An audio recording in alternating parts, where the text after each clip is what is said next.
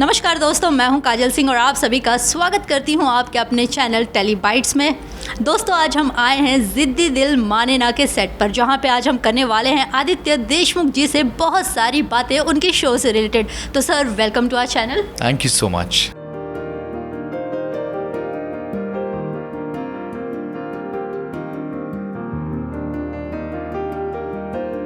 Okay, आपका show काफ़ी अच्छा जा रहा है, क्या कहना चाहेंगे अपने शो के बारे में, अपने कैरेक्टर के बारे में? ऐसे ही चलते रहे और ऐसे ही आप लोग प्यार देते रहे। टॉकिंग अबाउट माय कैरेक्टर, फ़िलहाल तो इस कैरेक्टर के इतने सारे ट्विस्ट एंड टर्न्स आ रहे हैं कि हम लोग भी बहुत एक्साइटेड है। मैं खुद एक्साइटेड हूँ।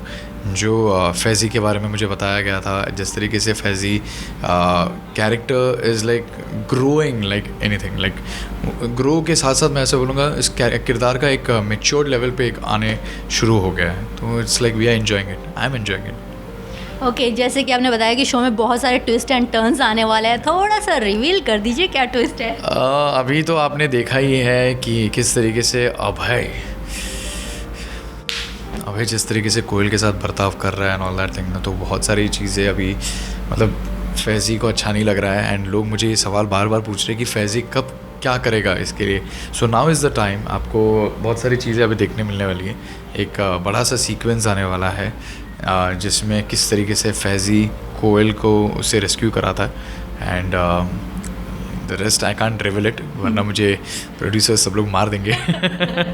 ओके, आपका जो कैरेक्टर है वो काफ़ी डिफरेंट है। जब आपने स्क्रिप्ट पढ़ा था, what was in your mind कि ये शो करना है या फिर नहीं? क्योंकि इससे पहले भी आपने कई सारे शोज़ किए हैं, बड़े अच्छे लगते हैं जैसे शोज़ किए हैं, तो what was thing? Basically this is my silver jubilee show, this is my 25th show. And तो मैं ऐसा कहता हूँ कि 25वां शो एक ऐसा आर्मी शो मेरी लाइफ में आ गया। I am really feeling so blessed and thankful to the God and to the almighty. But the thing was that when I was audition first, I was audition for Sid's character, I was not audition for Faizy. तो Sid का जब मैंने audition दिया था and तभी हमारे producer Sudhir sir ने ही always wanted to see Faizy, तब तक लॉक नहीं हुआ था। और Faizy is a naive character, he is a very difficult character to be nailed, क्योंकि इसके बहुत सारी शेड्स है। ये नाइव भी है, ये फ्लर्ट भी है, देश के लिए इसका प्रेम भी उतना ही है, दोस्तों का दोस्त, यारों का यार, दुश्मनों का दुश्मन, एकदम इसके बहुत सारे शेड्स हैं। And he is a very difficult character to be cracked. And that naive thing, Sudhir sir was actually looking for many actors, but उनको मेरे वो सिड के ऑडिशन से उनको पता चला। एंड ही सेड कि no, why not we try him for Faizy, क्योंकि तब तक फैज़ी लॉक नहीं हुआ था। एंड कईयों ने फैज़ी के लिए ऑडिशन दिया था। एंड जब मैंने फैज़ी का ऑडिशन जब दिया था, तब तो मुझे पता भी नहीं था फैज़ी क्या है यार।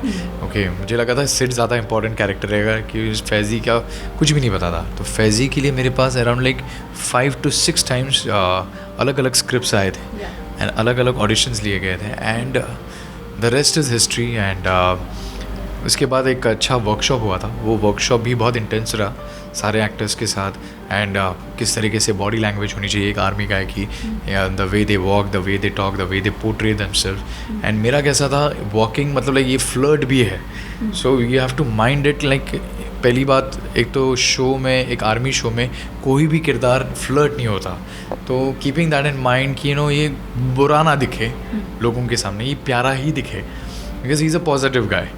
तो वो सारी चीज़ें करते वक्त बहुत ही जंतु रही थी, but yeah it was fun, still learning so many things from this character. Okay, Aditya ji, आपने अभी तक बहुत सारे शोज़ किए होंगे, बहुत सारे एक्सपीरियंस है आपके पास, तो कुछ ऐसा बेस्ट मोमेंट जो आज तक आपको याद है during the shoot of any show? बहुत से हैं। मतलब लाइक मैंने आज तक, मतलब मैंने with Balaji only I have done around like 10 to 12 shows. मेरा लास्ट शो उनके साथ था कवच Mahashivratri. I was playing Ashutosh Kulkarni करके एक कैरेक्टर था जो नेगेटिव रोल था। एंड मेरे को एक मुस्टैच दी गई थी। एंड उसका जो किरदार था कि ये बंदा सबकी बीमा बनाता है और उनको बीमा बना के वो मार देता है, मतलब वो पैसे खाता है उसके, और इसके ऊपर वो जीता रहता है। तो वो भूत उसको आके मारता है। तो वो जो मेरा डेथ सीक्वेंस जो था वो करीबन 3 दिन तक चला, because I was the main guy amongst all who killed that कस्टी साड़ी वाली दैट औरत, एज वेल एज दैट विंड्राना who was playing that character. तो 3 दिन तक वो सीक्वेंस चला था। एंड वी वो लाइक मेरा बॉडी पूरा एक पॉइंट तक स्टिफ हो गया था, पत्थर जैसा, because when you play negative roles you get into the skin of that character. So being a method actor, even I am a method actor, तो कभी कभी क्या हो जाता है कि बहुत सारी चीज़ें आप करना पड़ते हैं आपको, एंड कर लेते हैं आप, बट उस जोश में आप होश खो बैठते हो और आपकी body and sir board everything, like I was like having a body एक हेड एक होने लग गया था कि यार ये डेथ सीक्वेंस ख़त्म ही नहीं हो रहा है, इतना लंबा लिखा था। तो डायरेक्टर भी मुझे बोलने लगे थे, संभाल रहे थे, they like he was holding my hand कि बेटा तू इतना कैरेक्टर में मत घुस, प्रॉब्लम हो जाएगा, हम लोग टेलीविज़न कर रहे हैं, हम लोग मूवी नहीं कर रहे हैं।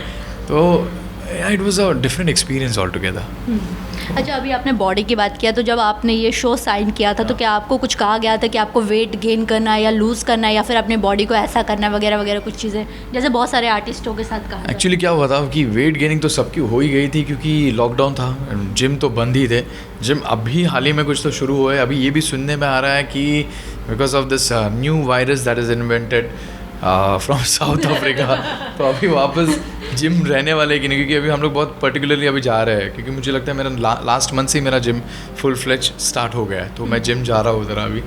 तो अभी कुछ सुनने में मिल रहा है, तो कुछ चारा नहीं था, उनके पास भी कोई ऑप्शन नहीं था, मेरे पास भी कोई ऑप्शन नहीं था, क्योंकि जिम ही बंद है, वर्कआउट हो नहीं रहा। डाइट पे भी कितना कंट्रोल करेंगे, कितने डाइट्स हो गए, बॉडी पूरी लूज़ हो जाती है, आप कितना अपने आप पे पूरा मसल ब्रेक डाउन हो जाता है।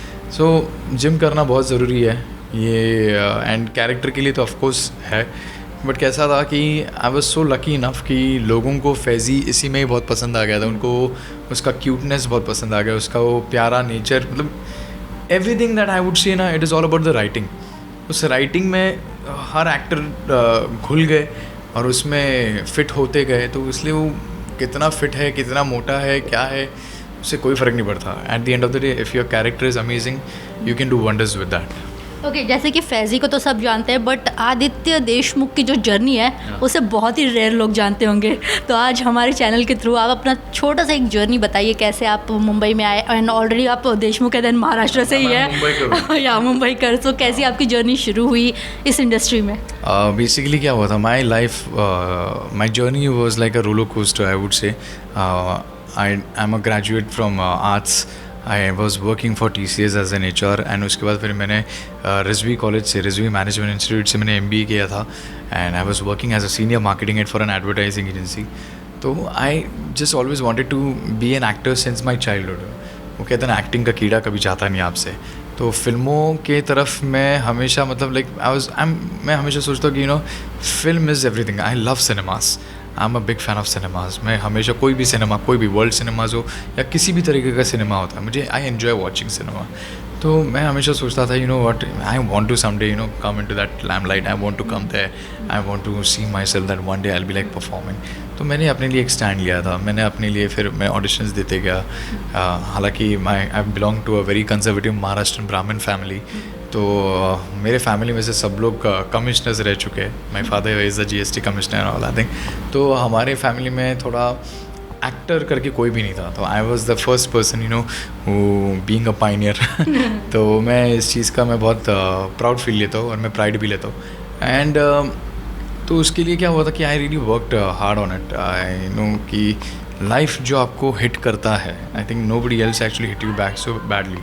मैंने कभी एक्सपेक्ट नहीं किया था मेरी स्ट्रगल इतनी होगी और इतनी लंबी चलेगी कि यार, आई टेल यू ना that sometimes when life slaps you back, you feel like as if like somebody is like poking a needle into your heart and you are getting numb. तो वो जो स्ट्रगल जो था, वो period जो था, मैं आज भी सोचता हूँ कि I am still struggling, I am still learning. I am an actor who always believe in learning something और द अदर, बिकॉज अगर अमिताभ बच्चन जी अगर बोलते हैं कि वो खुद स्ट्रगलर है तो हम क्या है। बट ये है कि मैंने अराउंड लाइक रोज़ ट्रेन से ट्रैवल करना एंड जर्नी करते जाना एंड वापस आना, मुलुंड से अंधेरी, अंधेरी से मुलुंड, एंड रोज़ एक ट्रैक रखना कि आज इतने इतने ऑडिशंस देने, आज इतने इतने लोगों से मिलना है। तो दिन के अराउंड लाइक 6 से 7 ऑडिशंस होते थे। Today I am like more than 7,000 to 8,000 auditions down the line मेरे 8 साल के करियर में। एंड मैंने काम भी, मतलब like I have done 25 shows, I have done 10 Marathi films, I have done 6 web series, but still I believe that the journey is like amazing and it's always a learning experience. आपको जो journey सिखाती है आपके साथ, आप उससे बहुत सीखते हो, आप वैल्यू करना शुरू करते हो हर चीज़ की। I value what I have received from the people, I value कुछ जो दोस्त मैंने बनाए, सर्कल मैंने बनाया, I value them. I know कि मेरे बैड टाइम्स में somebody was there, I believe that मैंने जो देखा है struggle, I feel like someday I could help them, I could tell them कि मुझे कोई गाइड करने के लिए नहीं था, बिकॉज मैंने एक्टिंग कोर्स, मैंने अनुपम खेर एक्टर प्रिपेयर से मैंने एक्टिंग कोर्स किया था. The very next day I finished my MBA, I enrolled to Anupam Kher actor prepare.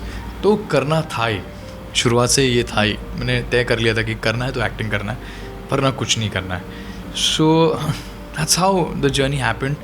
And बहुत धक्के खाए, बहुत चपेटे पड़े, लेकिन कहते हैं ना, जब तक आपको चपेटे नहीं पड़ेंगे, जब तक आप धक्के नहीं खाओगे ना लाइफ में, आप कभी आगे नहीं बढ़ोगे.